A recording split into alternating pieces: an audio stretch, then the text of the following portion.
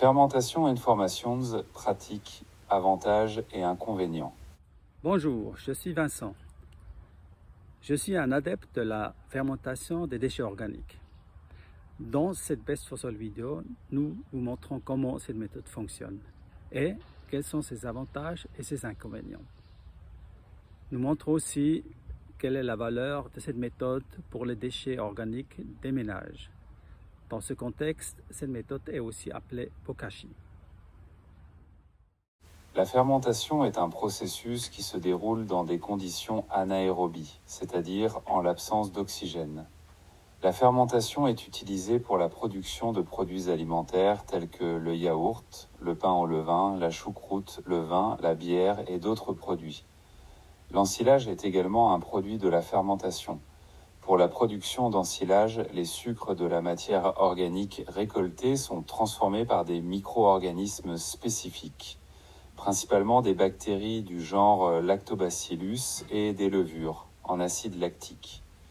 Cette acidification permet de conserver l'ensilage pendant longtemps. La matière organique qui sera fermentée est placée dans un conteneur étanche à l'air ou sera recouverte d'un matériau étanche à l'air, comme les bâches en plastique utilisées pour la production d'ensilage. Un inoculum de départ de micro-organismes anaérobies est ajouté lors du remplissage du conteneur avec la matière organique. L'inoculum peut être constitué de produits d'ensilage commerciaux ou de cultures utilisées pour la production de yaourts. Après l'ajout de la matière organique, le conteneur est fermé hermétiquement jusqu'à ce que de nouvelles matières organiques soient ajoutées. Une fois que le conteneur hermétique est rempli, il reste fermé pendant 2 à 4 semaines. Pour les grands volumes de matière organique et en l'absence d'un espace étanche correspondant, la matière sera recouverte d'une bâche en plastique étanche. Comme pour la production d'ensilage, l'air à l'intérieur de la matière organique doit être éliminé autant que possible pour garantir les conditions anaérobies nécessaires au processus de fermentation. La fermentation de petits volumes dans les ménages, principalement des déchets de cuisine, est connue sous le nom de méthode bokashi. Des kits comprenant un récipient hermétique et un inoculum de micro-organismes sont disponibles dans le commerce. La matière organique fermentée est incorporée dans le sol où elle est rapidement décomposée et augmente la teneur du sol en substances organiques précieuses.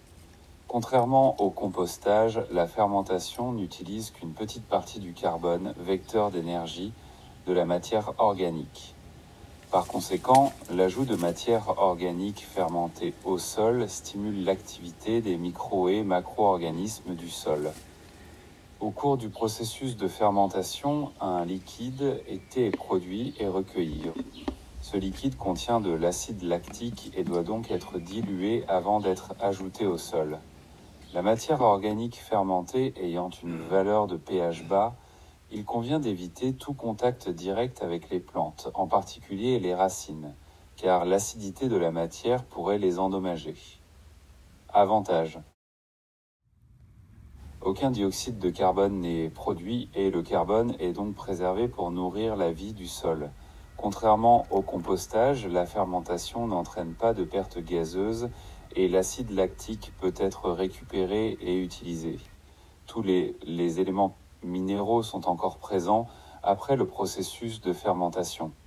Il s'agit d'une méthode naturelle qui peut donc être utilisée dans le cadre de la production biologique.